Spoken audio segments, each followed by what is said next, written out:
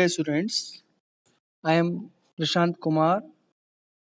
Again, we will continue the first chapter of your Indian economic development, and the chapter name is Indian economy on the eve of independence. In this video, students, we will study the topic foreign trade under the British rule. Again, students, this chapter name is Indian economy on the eve of independence.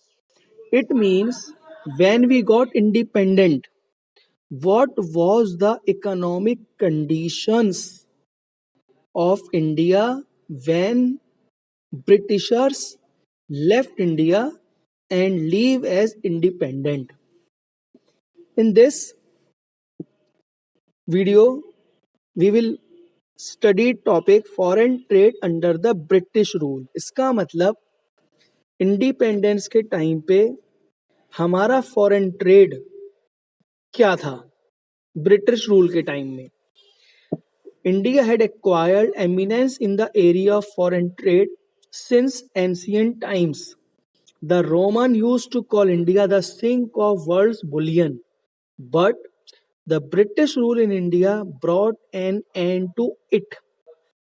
India was a well-known exporter of finished goods, for example, cotton, silk, textile, iron goods, wooden goods, ivory work, precious stones. But the Britishers converted India as an exporter of raw material to the importer of raw material.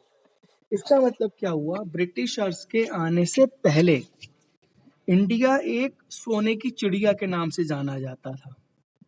It means India के जो product थे वो मैंने अभी आपको बताए, cotton के, silk के, आयरन गुड्स, वुडन गुड्स, हाथ की कढ़ाई के, वो वर्ल्ड फेम माने जाते थे. बट ब्रिटिशर्स ने उसको क्या करा, ब्रिटिशर्स ने उसको, हम जो एक्सपोर्टर ऑफ रॉ मटेरियल थे, अब उन्होंने उसको एक्सपोर्टर हम फिनिश गुड्स थे, अब उन्होंने क्या करा, अब हमें एक्सपोर्टर ऑफ फिनिश गुड्स की जगह एक्सपोर्टर ऑफ रॉ मटेरियल कर दिया. और जो हमारी मोनोपोली थी, About 50% of India foreign trade was directed towards Great Britain. जो हमारी मोनोपोली थी ब्रिटेन में ब्रिटिशर्स में, वो उन्होंने बंद कर दी. एक स्यूज कैनाल 1969 में जो ट्रांसपोर्टेशन ऑफ गुड्स का इंडिया और चाइना के बीच में था, उसको वो उन्होंने रास्ते को बंद कर दिया. इसी के साथ surplus trade but only to benefit the Britishers. एक चीज उन्होंने और करी ब्रिटिशर्स ने, कि जो भी हमारा सरप्लस था, उस समय हमारा एक्सपोर्ट का अमाउंट ज्यादा होता था, इंपोर्ट का अमाउंट कम था. तो ब्रिटिशर्स ने क्या करा कि जो भी हमारा सरप्लस ट्रेड है वो सारा का सारा डिवोट कर दिया towards Britain. It means huge expenses were incurred by the British government to fight wars in pursuit of their policy of imperialism. All these expenses were borne by the Indian exchequer. This implied a drain of India's wealth. इसका मतलब क्या हुआ, America Britishers ने जितना भी उनका खर्चा हुआ वो सारा खर्चा अपनी गवर्नमेंट को ऑपरेट करने का, जो ब्रिटिशर्स से ब्रिटेन से इंडिया में आए, वो सारे एक्सपेंस उन्होंने किसके ऊपर बॉर्न कर दिए, इंडियंस के ऊपर. यानी कि इंडिया का जो एक इंडिया वेल्थ थी, जो इंडिया की जो संपत्ति थी, इंडिया की जो एसेट्स थी, वो ड्रेन हो गई. ड्रेन का मतलब वो पैसा हमारे यहाँ का निकल के ब्रिटिशर्स में चला गया. इसी के साथ उस समय का demographic profile, first birth rate and death rate. At the time of independence, birth rate and death rate was very nearly high. It means 48 per thousand was birth rate and 40 per thousand death rate.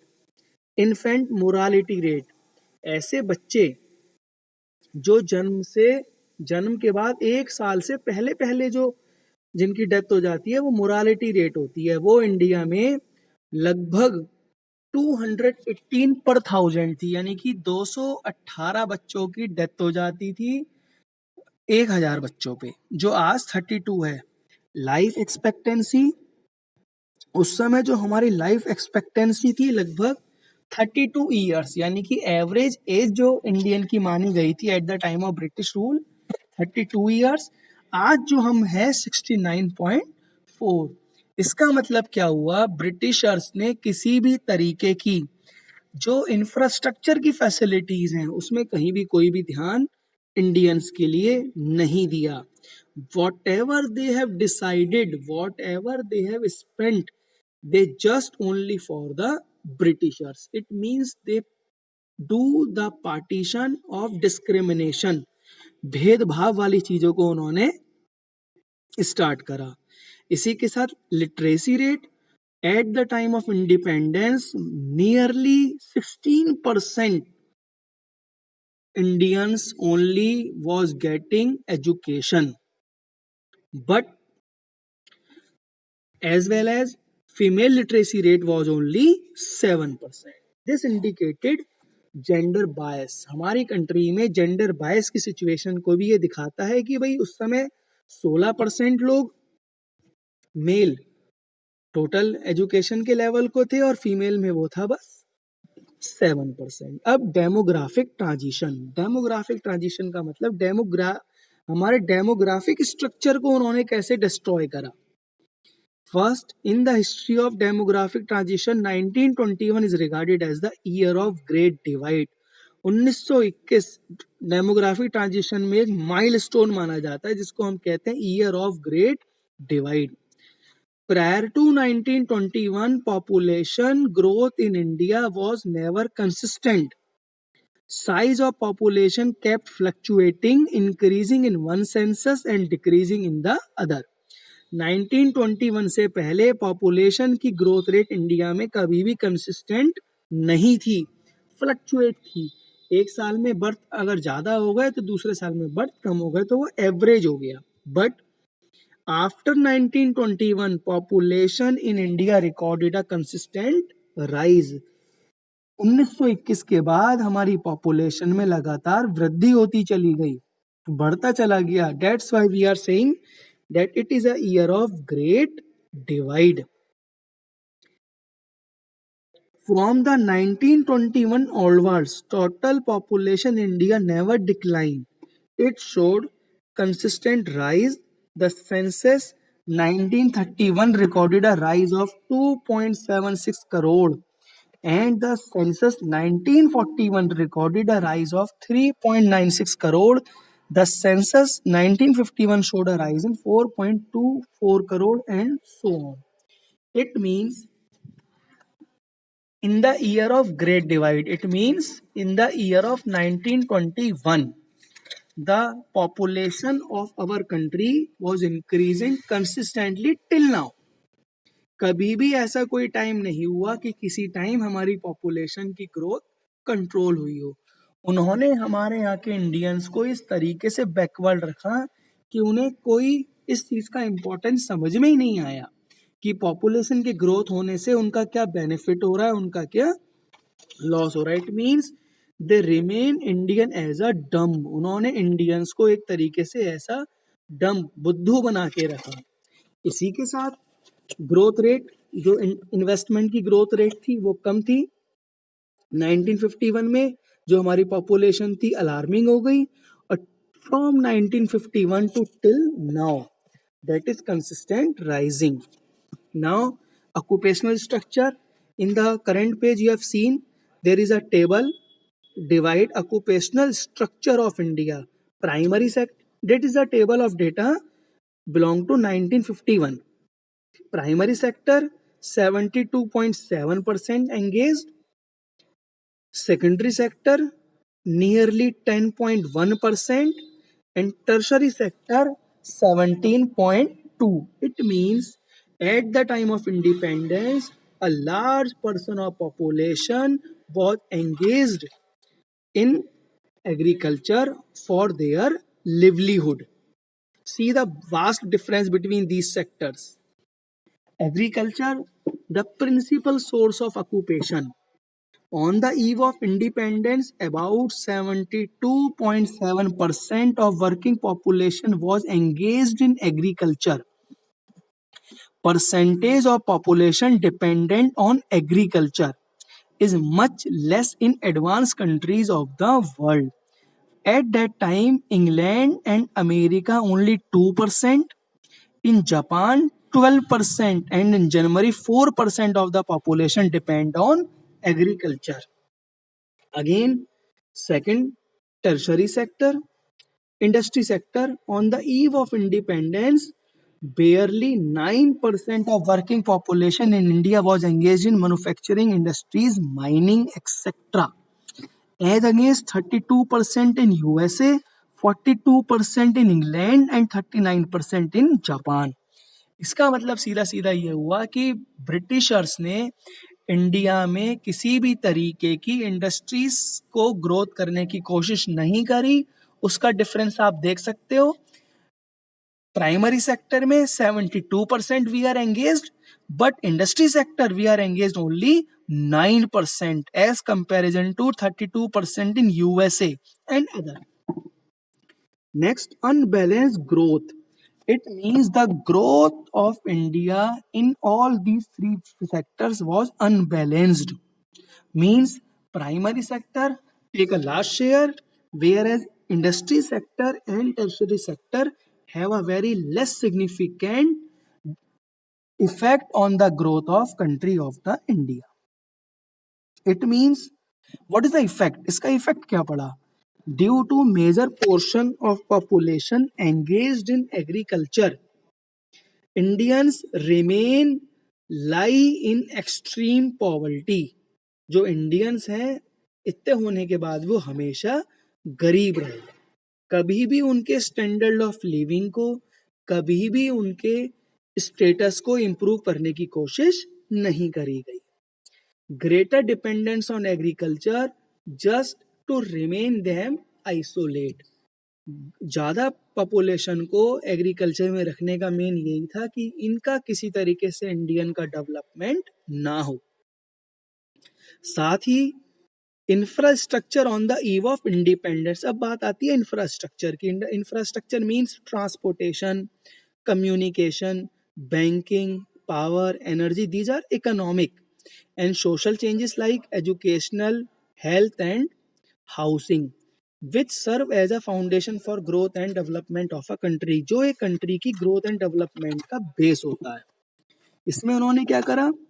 एक चीज Britishers ने थोड़ा अच्छा करा. Railways were developed to transport finished goods from Britain to the interior of colonial India for widening the market. इन्होंने बस क्या करा, एक रेलवे एक डेवलप करी है इंडिया में, जिसका भी बेनिफिट उन्हीं का था कि लार्ज शेयर गुड्स का ब्रिटेन से इंपोर्ट करके इंडिया के बड़े मार्केट में डिवाइड करना. यानी कि कंट्री का कोई भी ऐसा पार्ट ना हो जहां पे हमारे गुड्स का यूज करने वाला ना हो. Ports were developed for handling of export of raw material and import of finished goods from Britain. ऐसे पोर्ट्स डेवलप करे गए जहां पे फैसिलिटी मिली कि भाई आप आसानी से रॉ मटेरियल को एक्सपोर्ट कर सकते हो और वहां से फिनिश्ड गुड्स को इंपोर्ट कर सकते हो. इसी के साथ पोस्ट एंड टेलीग्राफ डेवलप करा गया for enhance administrative efficiency. Administrative efficiency को एनहांस करने के लिए पोस्ट एंड टेलीग्राफ को इंप्रूव करा गया.